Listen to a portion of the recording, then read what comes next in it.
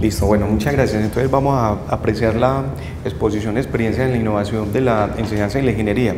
Este trabajo se viene adelantando desde el 2006 en compañía del profesor Juan Ramírez y de un grupo de profesores que en la Facultad de Minas teníamos una unidad especializada en la formación de estudiantes, perdón, de profesores en la enseñanza de la ingeniería, que se llamaba la Comisión Pedagógica. A raíz de allí se construyeron una serie de experiencias, las cuales vamos a ver hoy algunas de ellas, alrededor de 4 de ellas. Bien.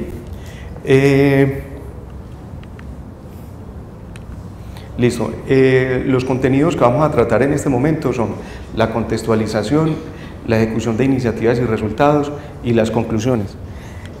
Bueno, entonces dentro de la contextualización podemos decir que los problemas que aquejan el mundo actual o la sociedad actual necesitan de alternativas de solución altamente creativas, problemas como por ejemplo las epidemias del ébola, la escasez de recursos naturales, la explotación de los recursos naturales, y allí juega también un papel muy importante los recursos minerales, el calentamiento global, entre otros. Bueno, también es bueno contar que la educación no ha tenido un empoderamiento tecnológico acorde al avance que ha tenido precisamente la tecnología. Todavía se tiene un rol activo por parte de los profesores y uno pasivo por parte de los estudiantes, en donde el conocimiento se transmite del profesor hacia los estudiantes por un tubo. Bueno. Durante años se ha cometido el error de restringir la creatividad a ciertas áreas o a ciertos programas académicos y también a determinadas edades, como es la niñez, y a ciertos programas académicos como es la ingeniería. La actividad, es bueno aclarar que es propia de toda actividad humana y no se limita solamente a un rango de edades. Bueno, una de las conclusiones que se han llegado en la Asociación Colombiana de Facultades de Ingeniería, en los diferentes encuentros que se han realizado a nivel internacional y nacional, es que se deben de fortalecer la creatividad, el aprendizaje orientado a soluciones precisamente que sean concretas y desde el punto de vista a soluciones reales de zonas particulares donde se desarrolla la ingeniería. Ahora vamos a ver en una tabla más adelante cuáles son, por ejemplo, las diferentes vertientes o líneas en las cuales está apuntando la enseñanza de la ingeniería. Bueno, anteriormente se hablaba de una sociedad industrial.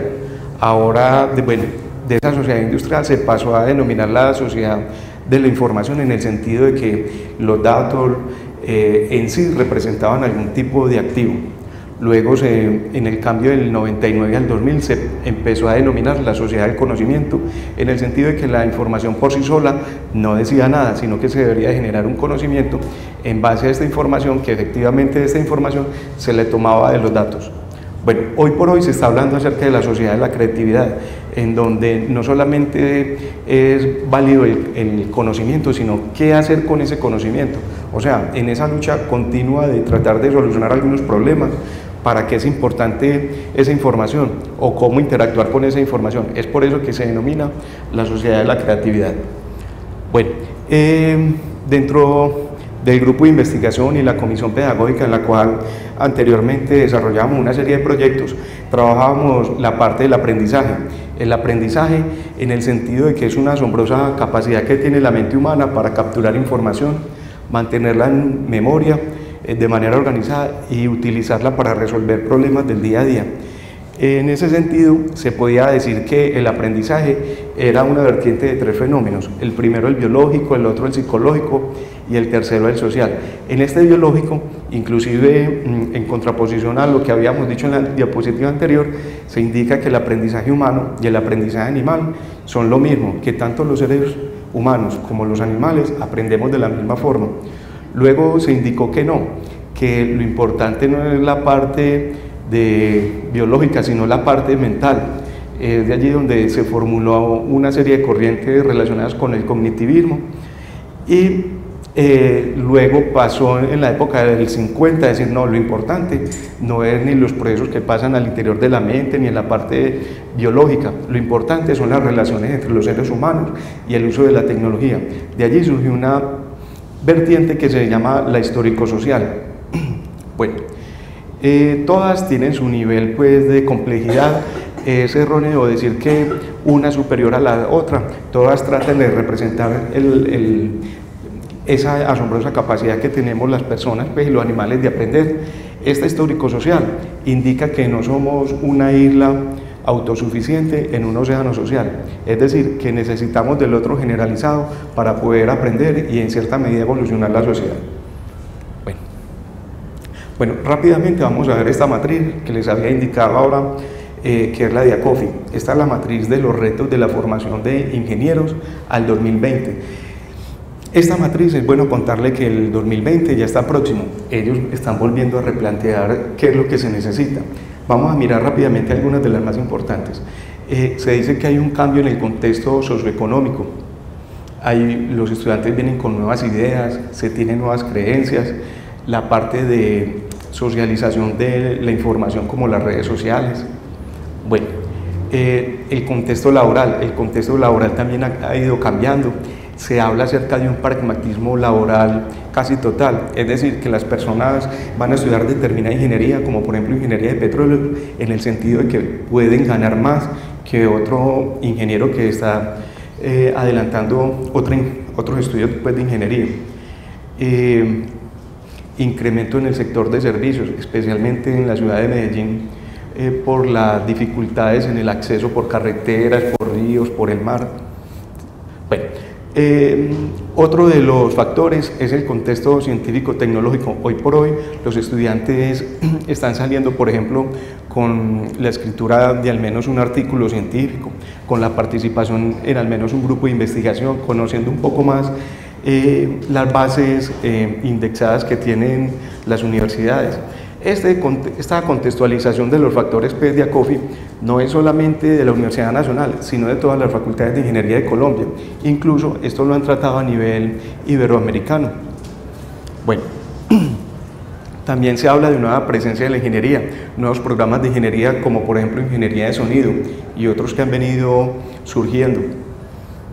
El nuevo perfil del ingeniero, que se requiere con una fuerte formación científica, apasionado por la tecnología, innovador, creativo, pero tal vez el más importante es el nuevo perfil del estudiante, en donde nos damos cuenta que cada día están viniendo más jóvenes, menos orientados, menos analítico y más sintético, más pragmático, más flexible, creativo, facilista, comprometido, posmoderno, bueno, toda esa serie de retos. También viene otro asociado a los nuevos contextos de las instituciones de educación superior en la formación de ingenieros, la parte de los mercados, de la globalización, entre otros. Pero de toda esa matriz lo importante es conocer como el nuevo perfil del estudiante de ingeniería. Bueno, entonces basados en esos retos que se formaron al 2020, se formularon una serie de proyectos desafiando la enseñanza tradicional y tratando de incorporar las estrategias activas de enseñanza. Por ejemplo, este fue un proyecto en donde unos estudiantes de ingeniería desarrollaron un sistema robótico el cual se comunicaba entre sí para explorar un ambiente. Este sistema se denominó, ¿se fue la luz? Bueno, se denominó SMART, Sistema Multiagente Robótico para la Navegación Colaborativa en Escenarios Estructurados. John Freddy Ochoa, uno de los estudiantes que participó en este proyecto de la Universidad de Antioquia, se lo llevó a trabajar con ellos. Allá está adelantando sus proyectos y vemos que es un elemento positivo. Otro, bueno, entonces, listo. Ese fue con unos estudiantes de ingeniería mecánica y de ingeniería de sistemas. Este otro es con unos estudiantes de primer semestre de ingeniería, de varias ingenierías, que recuerde acá, Yomer, ingeniería de control, los otros no recuerdo cuáles eran las ingenierías. Este estudiante Yomer tenía unos conocimientos previos de electrónica, Entonces, con un grupo de estudiantes, de una manera colaborativa, no se quedaron con el aprendizaje de los algoritmos desde un punto de vista teórico, es decir, de enseñar solo en el tablero y de resolver ejercicios, sino que ellos, con ese conocimiento, armaron un aparato. Ese aparato fue un robot, un brazo robótico. Para ese bracito no utilizaron ningún dispositivo, nada raro, sino que cogieron una unidad decidida, la desbarataron y montaron su bracito. Pero lo importante de allí fue que validaron los algoritmos, o sea, los ciclos, los condicionales, las matrices, a través de una interfaz. En esta interfaz le daban órdenes para que el brazo se moviera de acuerdo a lo que aprendieron en algoritmos. Bueno, este otro estudiante ya es de maestría, se llama Gustavo Acosta. Él, Gustavo hizo un pequeño robot que es un cohetico. El asunto es que él, a medida, él ya después de tener los hijos grandes, tuvo otro hijo pequeño, entonces él se ponía a trabajar con este hijo y le decía que estaba armando un juguete para dárselo a él. Efectivamente estaba armando pues este robot.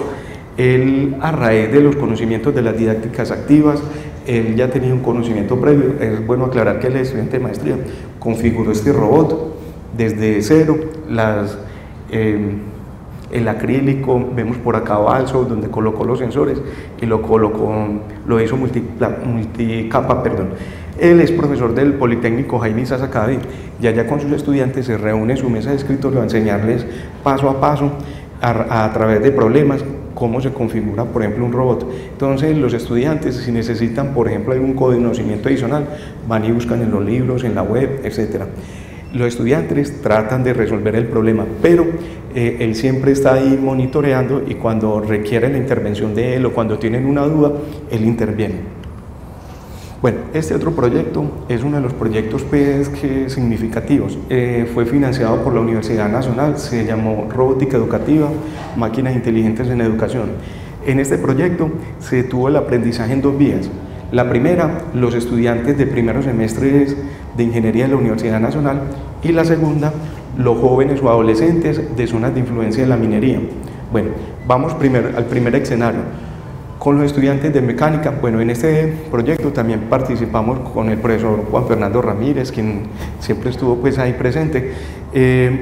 Se maquinaron las placas, los mismos estudiantes de ingeniería mecánica, de ingeniería de control participaron armando la parte electrónica, los de sistemas la parte de programación.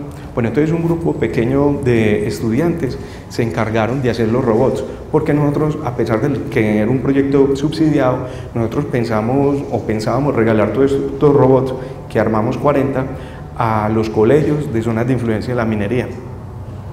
Bueno, y lo hicimos, ahora les cuento la experiencia. Entonces, estos muchachos que ya se graduaron fueron los encargados de maquinar todas estas placas, de conseguir el velcro. ¿Por qué lo hicimos de esta manera? Porque comprándolos comercialmente, el más barato era 870.000 pesos, mientras que de esta forma nos salía alrededor de 50.000 pesos. Puede ir al Hueco, a La Cascada, a diferentes centros comerciales a mirar precios. Bien, entonces continuando, aquí vemos las diferentes etapas pues, de la construcción. También es muy bueno aclarar que nosotros somos pues ingenieros de la parte de ingeniería. En la parte del diseño, sí, más bien no tenemos muchos conocimientos, es bueno decirlo. Entonces, por eso alguna vez alguna periodista nos decía, pero muy bonitos, muy funcionales, esto y lo otro, pero son feitos, pues, y efectivamente tiene razón. Bueno, algunas de las funcionalidades de los robots es que pueden sensar diferentes ambientes. Por ejemplo, acá tiene un sensor infrarrojo, el cual le permite al robot no chocarse con las paredes. Uno táctil o de contacto que a través de tocar el robot se devuelve. Otro sensor de luz que por medio de una linterna los robots pueden seguir. Acá abajo tienen un seguidor de línea que colocándole una cinta en el piso el robot se puede ir desplazando. Por ejemplo, hablando con otros compañeros de la Universidad Pontificia Javeriana de Bogotá, nos decían que ellos utilizaban este sensor para enseñarle a los niños, por ejemplo, cómo era la migración o el proceso de las ballenas, por qué se iban de una parte para otra, por qué regresaban a través de utilizar este sensor seguidor de línea. Bueno, acá vemos el robot ya armado, miremos que precisamente estéticamente no es muy bonito, pero funcionalmente puede funcionar, funciona pues. Lo importante es que estos robots, nosotros los llamamos a las zonas de influencia de la minería, para que los niños y los adolescentes los desbaraten, los armen, se equivoquen, vuelven y los armen, y a través de ese proceso enseñarles algunos conceptos. Bueno, este es otro tipo de sensor que funciona con aplauso. Con un aplauso gira a la izquierda, con otro a la derecha, etc. Acá lo vemos, por ejemplo, las plaquitas. Acá estamos, por ejemplo, enseñándoles principios de la estabilidad.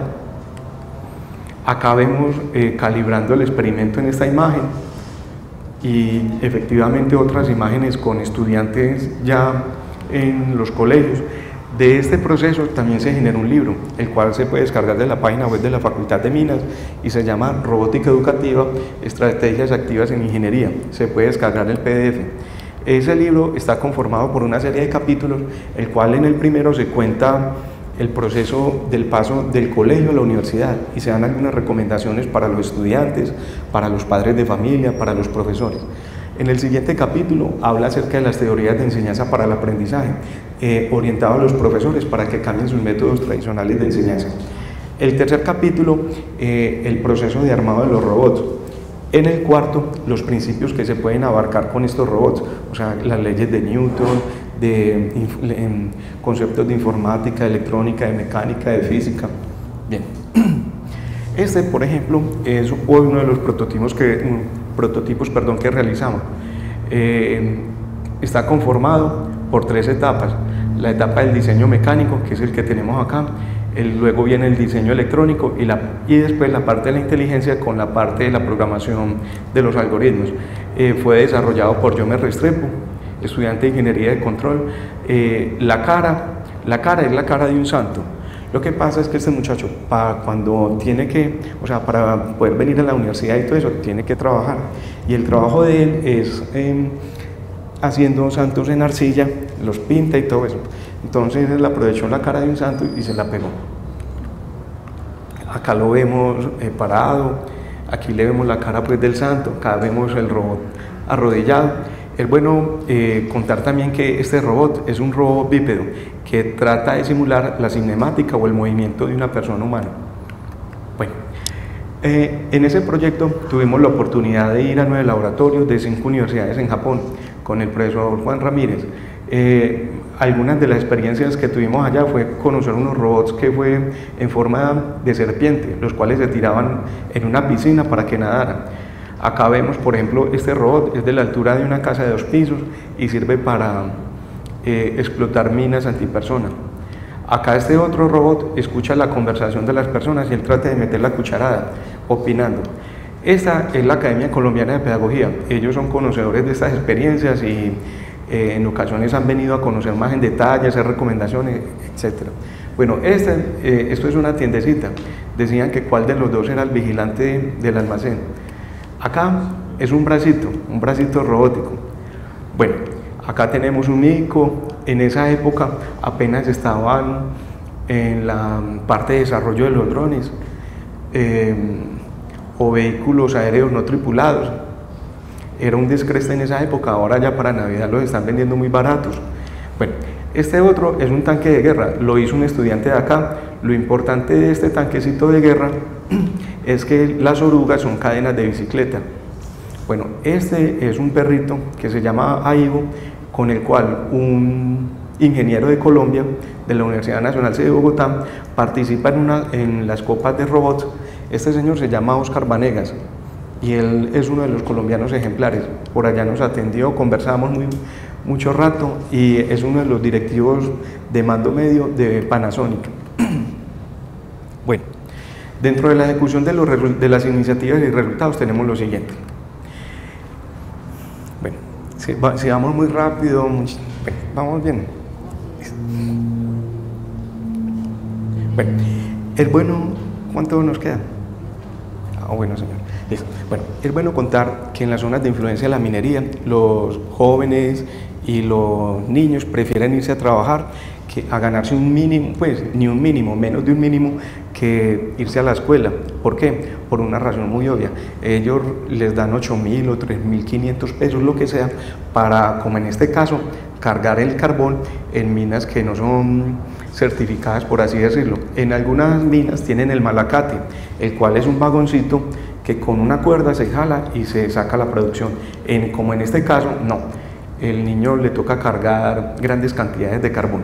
Bueno, si vemos este panorama, es un poquito desalentador por ser pues niños, pero sin embargo vemos los adultos que ellos trabajan en cuclillas, pues agachados, ellos no trabajan de pie, teniendo en cuenta además que hay una serie de atmósferas o bolsas explosivas, o bolsas, perdón, que con una chispa se puede encender la mina, o como el caso que está sucediendo en este momento en Amagá, donde encontraron una bolsa de agua y quedaron allá sepultados. Eso no es nuevo, eso viene desde hace mucho tiempo atrás, inclusive lo registró, se quedó algunas experiencias en el libro La rebelión de las ratas, que es totalmente pues como la realidad de la minería en estos países, en donde un campesino, dado que el carbón le dañó su tierra para el cultivo, le tocó irse a trabajar allá a una mina, y efectivamente pues hay una serie de problemas de tipo social.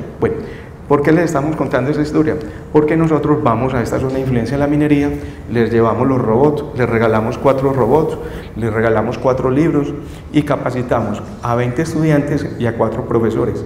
Pero ¿qué pasa? Regularmente llegan 40 estudiantes y unos 20 profesores.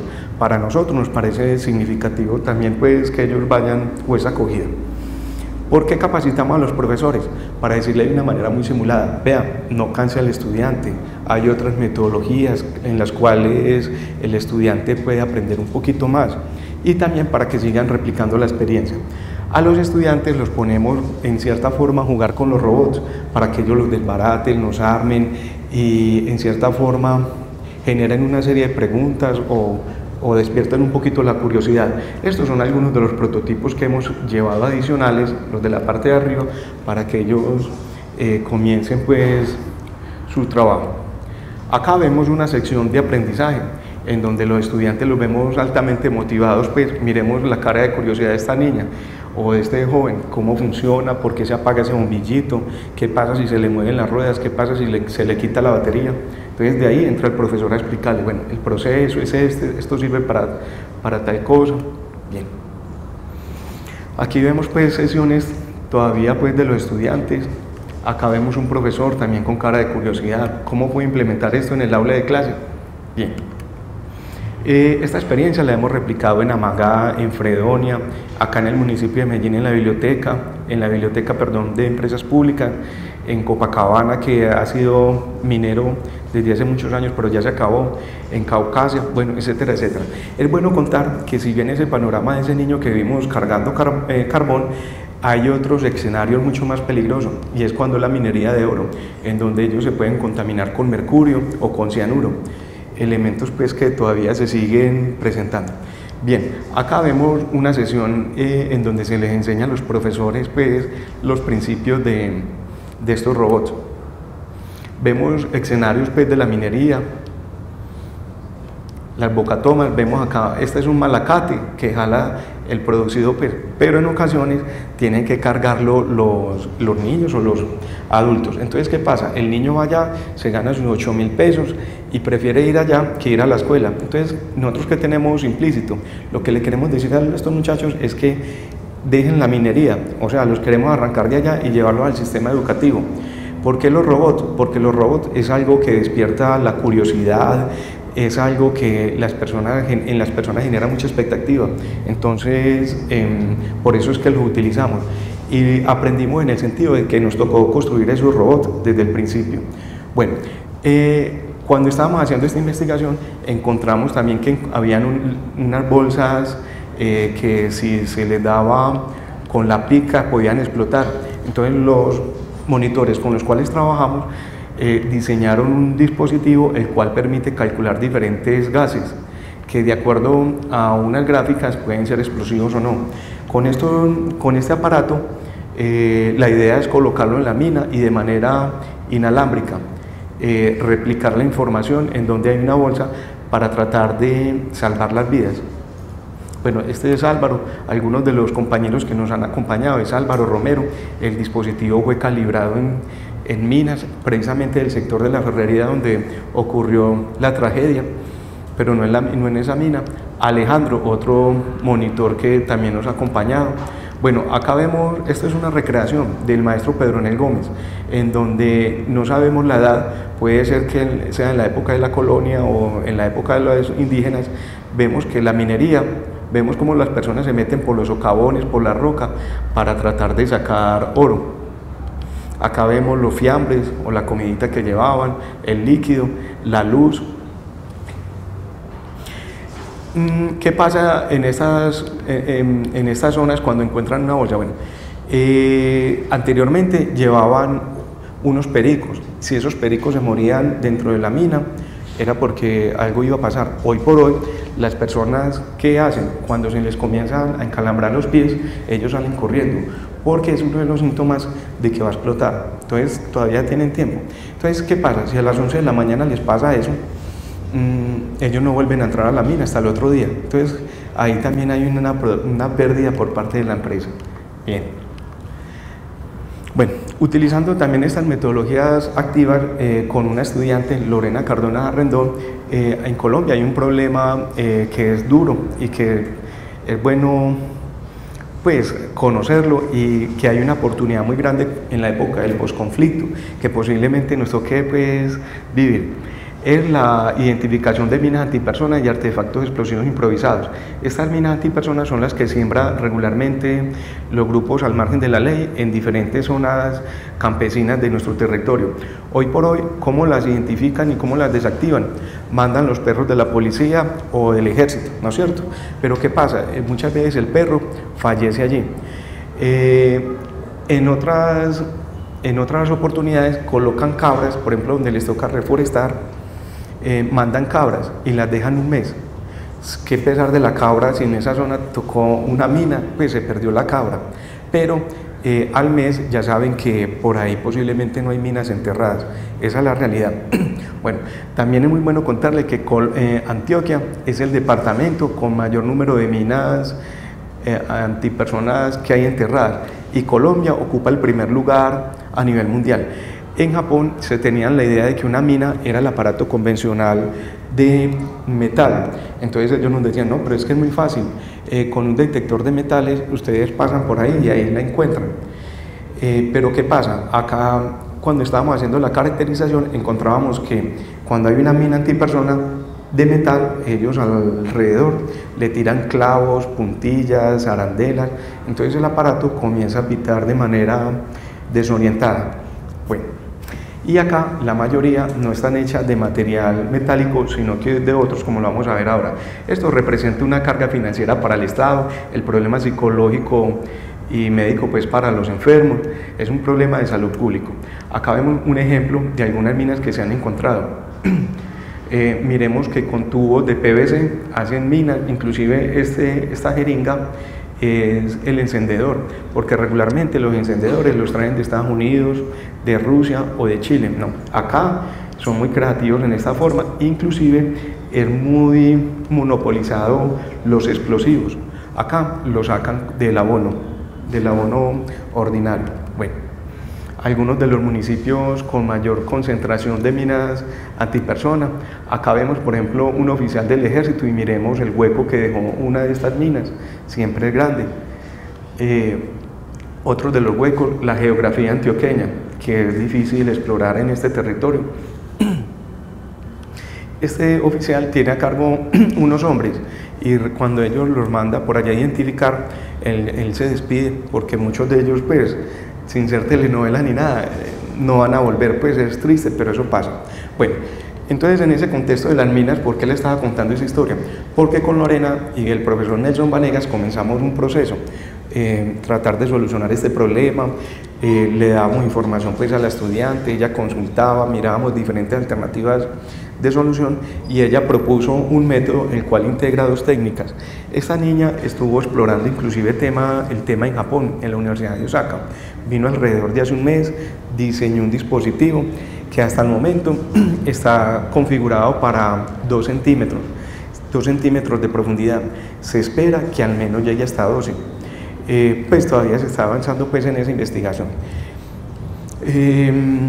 Bueno, listo. Bueno. Otra persona con la que comenzamos a explorar desde hace alrededor del 2007 fue John Fernando Sánchez. John Fernando es un muchacho que era normal, un niño normal, pero cuando empezó la escuela, cuando estaba en primero o en segundo, los profesores le decían: vea, lo que pasa es que lo estamos notando que él está caminando como Chapín, es bueno que lo haga ver de un médico. Pues estaba caminando un poquito torcido, entonces lo hicieron ver, lo operaron de los tendones, pero él siguió su proceso de deformación. Al momento tiene alrededor de 7 operaciones. Miremos por ejemplo la mano, que pues él no puede tocar el teclado ni nada. Bueno, entonces por allá en el 2008 le decíamos: bueno, vamos a explorar una serie de herramientas con las cuales usted se pueda utilizar el computador. Él no puede modular o gesticular bien, porque hay herramientas de uso genérico que sirven para este tipo de personas. Él diseñó un teclado, a partir de los conocimientos pues, de ingeniería de sistemas, diseñó un teclado en el cual, sin necesidad de ningún dispositivo adicional o de algún software adicional, pueda utilizar cualquier persona con discapacidad cualquier computador. Él se valió de lo que denominó pues un teclado virtual, mediante utilizar el micrófono y una pantallita, una pantallita parecida a un teléfono celular, donde se iba posicionando la letra, ahí hacía un crujido, entonces iba apareciendo la A, la E, es lento pero funciona. Ese aparato, bueno, ese teclado virtual lo están utilizando en Bogotá, en Uruguay y en México, personas en donde efectivamente su cuerpo es un nudo. Esta es una profesora de la Universidad del Valle que ha venido a apalancar un poquito el trabajo de John Fernando. Voy a ir un poquito más rápido. Este muchacho se llama Julián Gaviria Giraldo. Ya venden unos casquitos en el cual usted pues, se concentra y dice que quiere mover el mouse tantos grados o a tal distancia y hacer clic. Entonces se concentra en eso y el puntero del mouse que aparece pues en la pantalla se mueve. Esos cascos se llaman unos cascos kinestésicos. Esta foto es del sobrino de él con la cual se ensayó pues este experimento. Aquí vemos las zonas del cerebro que se activan cuando tratan de moverse el mouse. Bueno, él ¿qué hizo? Diseñó un aparato en el cual él, a través de una plataforma esta virtual, dependiendo de la persona que esté viendo el curso, el sistema le recomienda los contenidos específicamente a los vacíos que tienen. Bueno, otro proyecto, lo financia Colciencias y es con la empresa Sofasa, donde participa también el profesor Juan Ramírez, y es para la identificación de vidrios rotos en la parte de la producción en planta. Bueno, el grupo, a través de estas metodologías, ha recibido una serie de reconocimientos. Uno de ellos es el segundo puesto del Premio Colombiano de Ingeniería en el 2008 y en el 2009, con el profesor Juan Ramírez, reconocimientos de la Alcaldía de Medellín, de la Asamblea de la Cámara, del Consejo, de Medellín Innova. Bueno, listo. Ya para finalizar, vamos a resumirlo en esta diapositiva. El camino de la nueva educación no es tan fácil de seguir como el antiguo, sino que es más exigente y difícil, pero es un camino que vale la pena tomar. Todo esto es bueno contar que se ha hecho con unos estudiantes de unos grupos masivos. Semestralmente tenemos en una asignatura alrededor de 1200 estudiantes, inclusive Miguel nos colabora con la parte de la plataforma, sino que son con aquellos estudiantes que quieren ir un poquito más allá y que efectivamente se prestan pues para ello. Listo, muchas gracias.